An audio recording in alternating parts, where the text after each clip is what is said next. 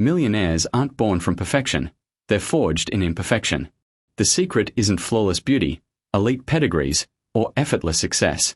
It's the ability to think differently, to turn setbacks into strategies, and to see opportunity where others see obstacles. Welcome in Part 30.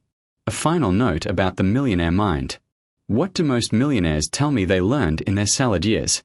They learned to think differently from the crowd. Much of this book has been designed around a central theme: it pays to be different. I have never been interested in studying what one of my respondents calls the beautiful people. He described them as people who seem destined to succeed in life.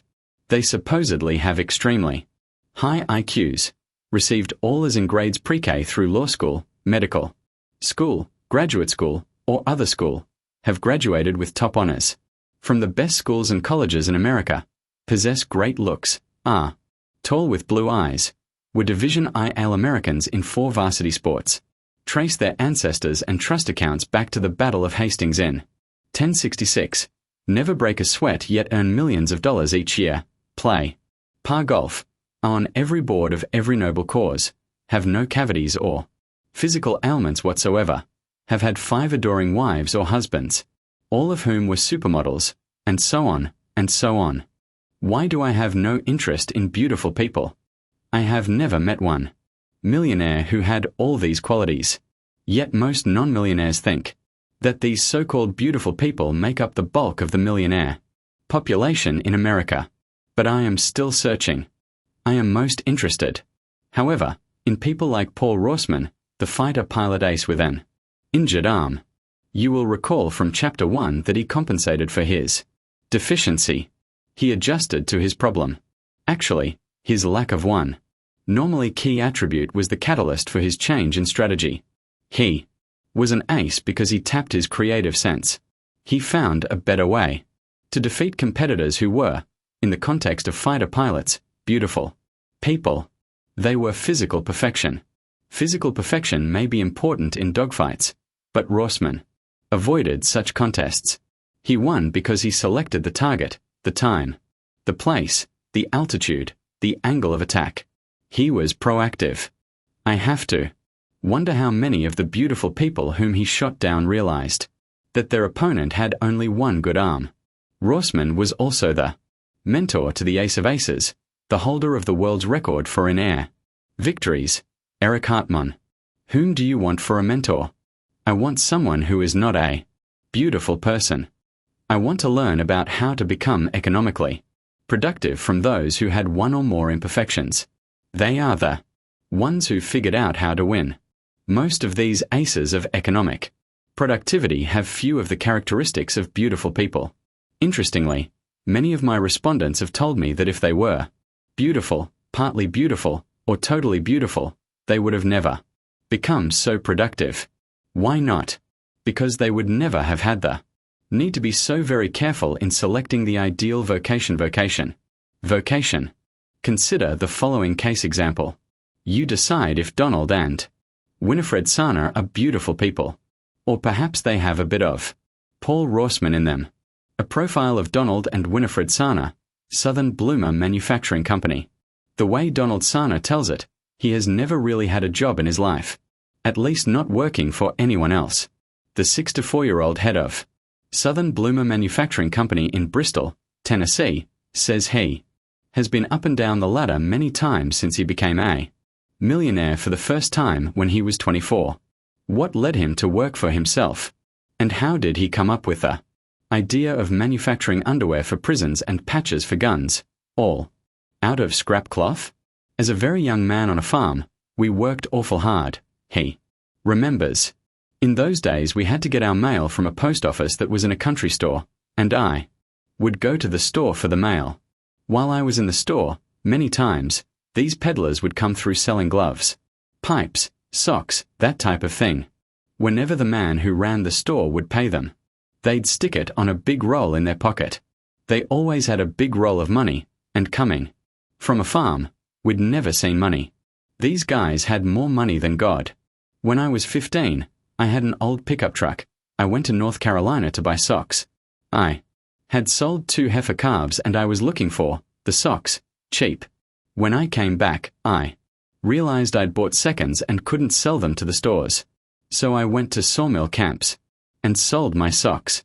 Finally, I sold them all and made a pretty good profit. Next time I went and bought more, but I knew more what I was looking for. Since that experience, Mr. Sana has made, and sometimes lost, his fortune by divining perhaps unusual markets for his less than top quality goods. I'm in the junk business. I'm the guy that buys the seconds, the odd lot cloth, out of textile mills. I'm their dumpster man. And I've developed a business that will consume those goods. What makes a business like mine function is the fact that we have the capital to take the cloth, whether we are moving it or not, like a used auto parts place with car parts.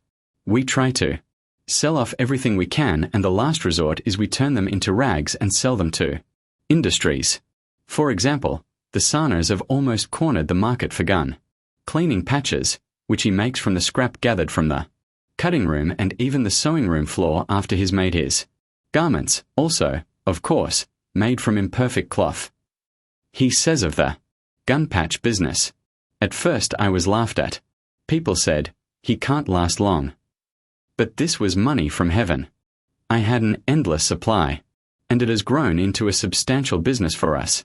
Sawmills for second quality socks, the military for gun patches, in between these markets he built Southern Bloomer on another market. Most folks wouldn't have thought of prisons and mental institutions for his second quality garments. He began making underpants for prisoners after he had lost all his fortune.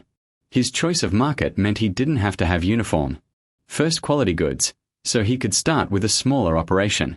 There was a mental institution up the road, and I said, they got women there. They needed an item that would go through their big heavy steam laundry. By buying this odd lot cloth, I could give them a lot for their money. And with this little operation, I could put a lot of sewing into it. When you have something to sell, you've got to learn where there's a market. In today's apparel market, where the big chains have erased the old market of thousands of smaller stores, a smaller business must be more creative, he says, and develop ideas that do not require much capital. Mr. Sana's wife, Winifred, runs the business with him, and he says she is a great partner, spearheading marketing and allowing him to handle manufacturing. She's a gorgeous woman, but she's gorgeous in the inside too, Mr. Sana says, and willing to fight to win. In business you have to sacrifice a lot. My first wife was a little country girl from the mountains. As a young man I made an awful lot of money selling women's apparel. As we made money, it became very important to her, to the point where she was rotten with it. Money affects some people differently. Winifred and I are comfortable with each other regardless of where we are. We make a tremendous team. I don't know who's the boss, but there's a kind of a magic between us.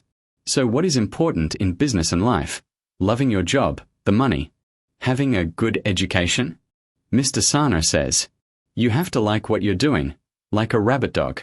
You chase this rabbit and forget about everything else but catching the rabbit.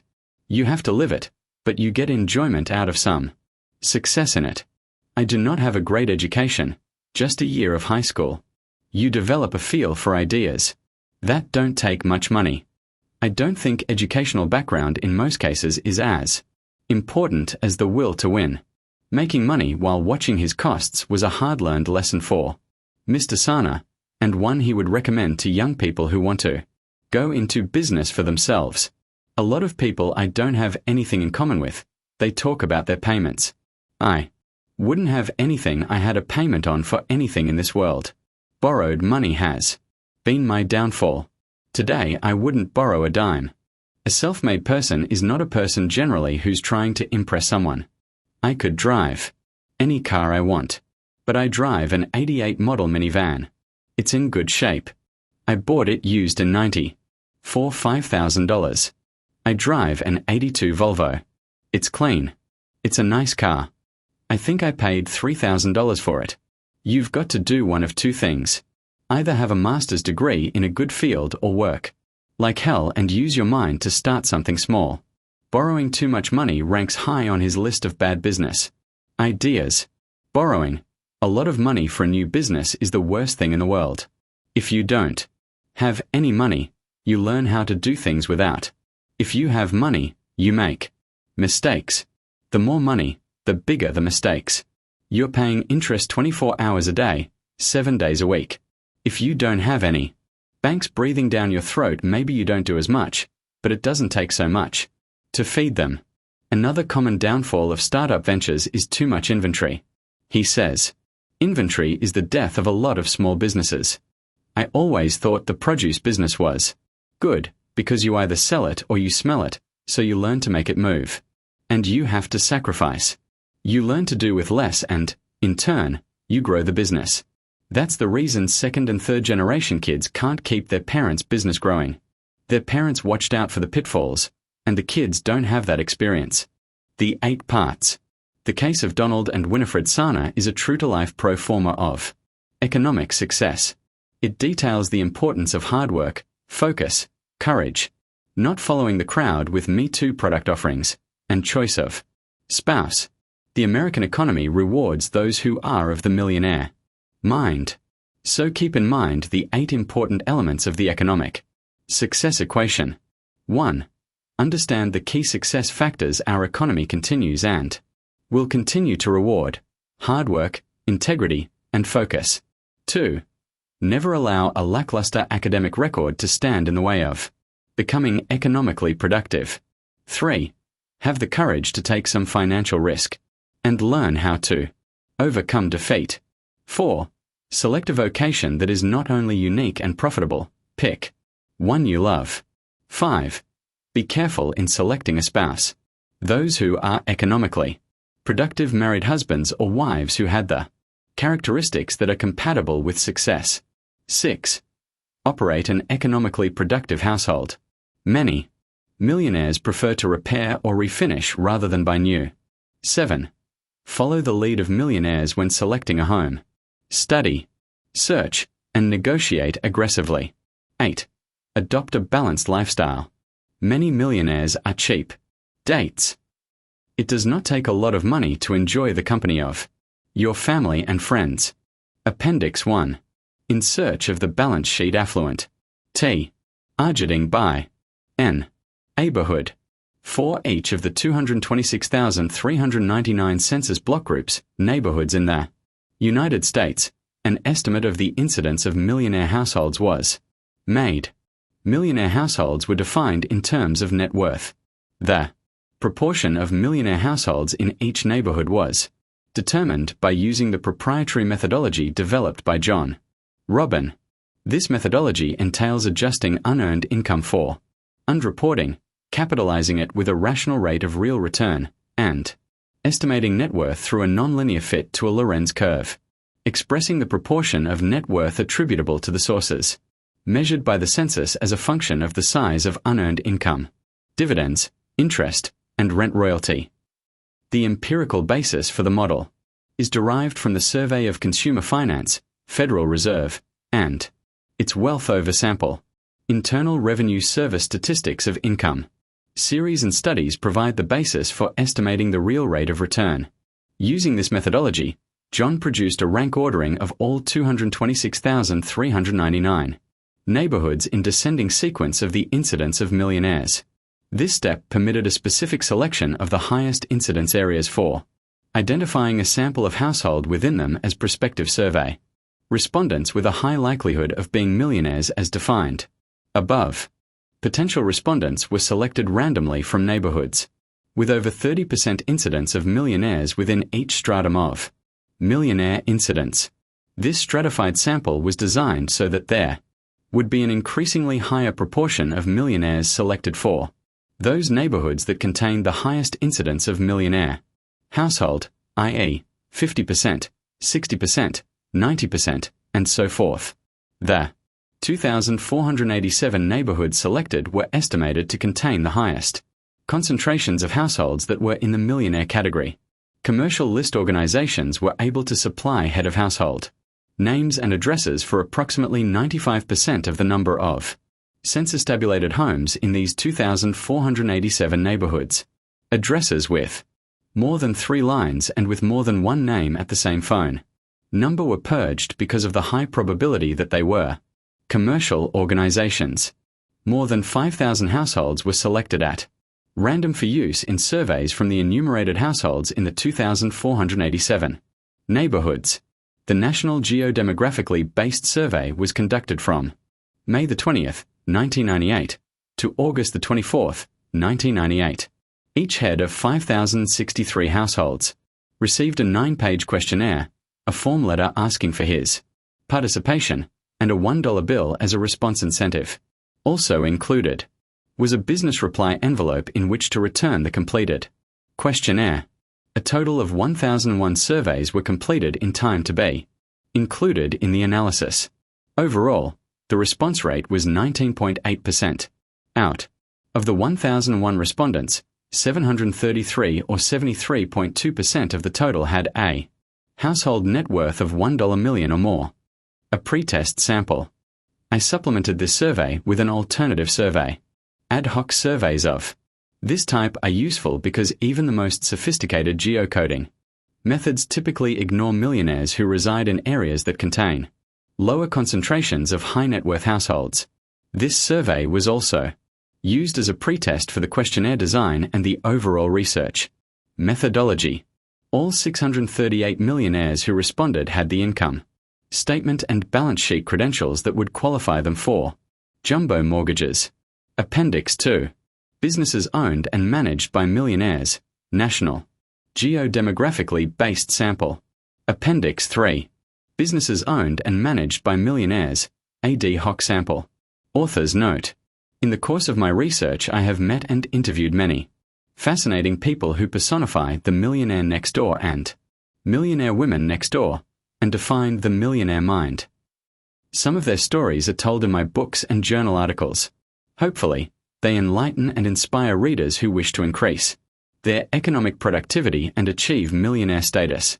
If you have a story to tell or advice to share, perhaps for inclusion in one of my future books, please write to me at the address below.